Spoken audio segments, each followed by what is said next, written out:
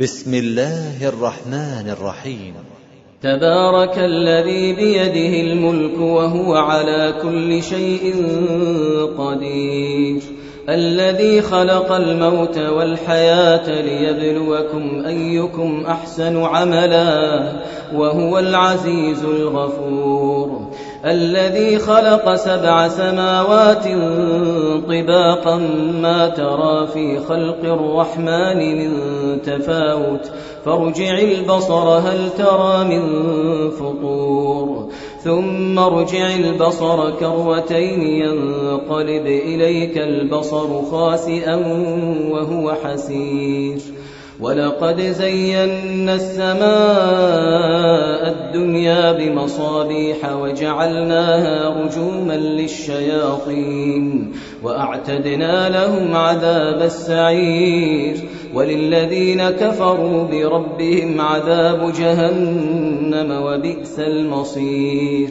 إذا ألقوا فيها سمعوا لها شهيقا وهي تفور تكاد تميز من الغيظ كلما ألقي فيها فوج سألهم خزنتها ألم يأتكم نذير؟ قالوا بلى قد جاءنا نذير فكذبنا وقلنا ما نزل الله من شيء إن أنتم إلا في ضلال كبير، وقالوا لو كنا نسمع أو نعقل ما كنا في أصحاب السعير، فاعترفوا بذنبهم فسحقا لأصحاب السعير.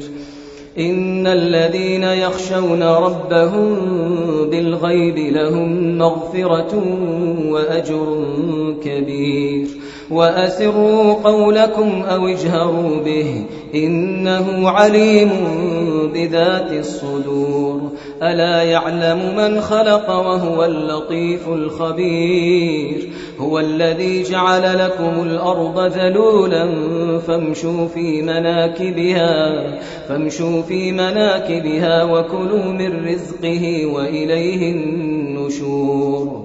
أأمنتم من في السماء أن يخسف بكم الأرض فإذا هي تمور، أم أمنتم من في السماء أن يرسل عليكم حاصبا فستعلمون كيف نذير.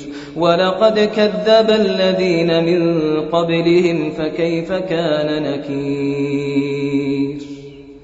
أولم يروا إلى الطير فوقهم صافات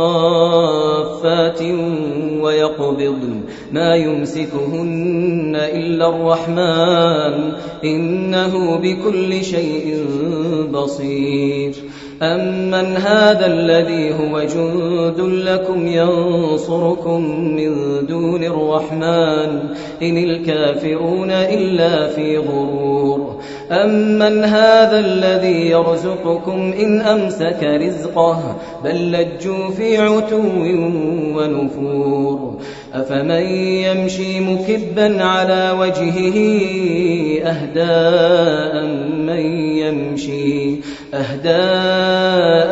من يمشي سويا على صراط مستقيم. قل هو الذي أنشأكم وجعل لكم السمع والأبصار والأفئدة قليلا ما تشكرون.